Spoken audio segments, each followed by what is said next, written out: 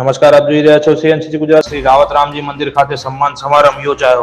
આજે સવારે 10 કલાકે સદાબહાર ગ્રુપ દ્વારા ગત 22/1/2024 અયોધ્યા ખાતે ભગવાન શ્રી રામચંદ્રજીની મૂર્તિની પ્રાણ પ્રતિષ્ઠા આમંત્રિત અયોધ્યા પ્રતિષ્ઠામાં હાજર રહી અને ઐતિહાસિક પળના સાક્ષી બનેલ આપણા માટે ગૌરવરૂપ એવા સમગ્ર ભારતમાં એકમાત્ર સિદ્ધપુરમાં શ્રી રાવત રામજી મંદિર ખાતે શ્રી બેચર સ્વામી મહારાજની ગુરુગાદીના પૂજ્ય મહંત શ્રી પ્રકાશબાપુ શ્રી લાલજીભાઈ મકવાણા, નિવૃત્ત મામલતદાર અને પ્રમુખ શ્રી રાવત રામજી મંદિર ટ્રસ્ટનું શાલ તેમજ હાર પહેરાવી સન્માન કરવામાં આવ્યું હતું.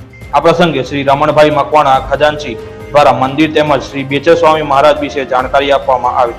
શ્રી લાલજીભાઈ દ્વારા આ સન્માનને વધાવવામાં આવ્યું અને સનાતન હિન્દુ સમરથની ભાવનાથી તેઓ ગદગદિત થઈ ગયા અને ખૂબ આભાર માન્યો હતો. આ પ્રસંગે શ્રી મંગળદાસ મહારાજ વિસનગર તેમજ સંત શ્રી કેળવદાસ સાહેબ વિસનગરની વિશેષ ઉપસ્થિતિ રહી હતી.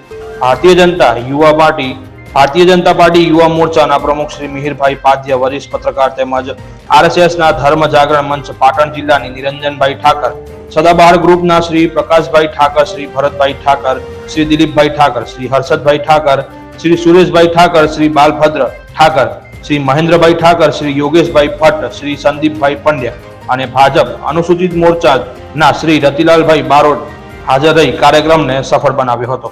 રિપોર્ટર ધ્રુવ કુમાર દવે, સિદ્ધપુર.